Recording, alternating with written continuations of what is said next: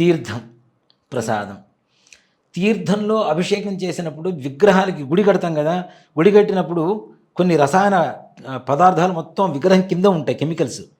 పాదరసం, తాళకం, అబ్రకం, మనిశిల, గంధకం, కృష్ణాబ్రకం, రుద్దిపాషాణం, జలపాషాణం, అనేక రకాలైనటువంటి రసాయన పదార్థాలు మొత్తం విగ్రహం కింద పెట్టి దాని మీద యంత్రం పెట్టి యంత్రం మీద విగ్రహాన్ని పెడతారు.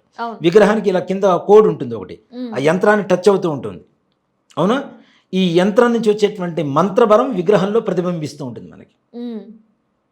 స్టోన్, మన విగ్రహాన్ని రాయిని చూసి కూడా దండం ఎందుకు పెడుతున్నాం? కింద ఉండేటువంటి యంత్ర బలం. ఈ యంత్రంలో ఏముంది? మంత్రం ఉంది. యంత్రం కింద ఏముంది? తంత్రం ఉంది, కెమికల్స్ ఉన్నాయి. ఈ కెమికల్స్ ఎప్పుడైతే అభిషేకం చేస్తున్నామో విగ్రహం మీద, ఈ కెమికల్స్ రియాక్షన్ అసలు ప్రపంచంలో ఎక్కడ లేని పాజిటివ్ ఎనర్జీని తీసుకొని వస్తాయి.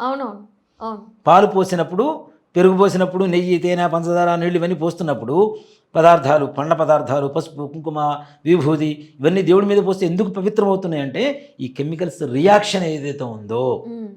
నువ్వు దేవుడుగా నమ్మొద్దు, కనీసం సైన్స్గా నమ్ము. కెమికల్ రియాక్షన్ ఏదైతే ఉందో మన బాడీకి కావాల్సినటువంటి, ఆరోగ్యానికి కావాల్సినటువంటి పాజిటివ్ ఎనర్జీని మనకి బయటికి జనరేట్ చేస్తూ ఉంటాయి.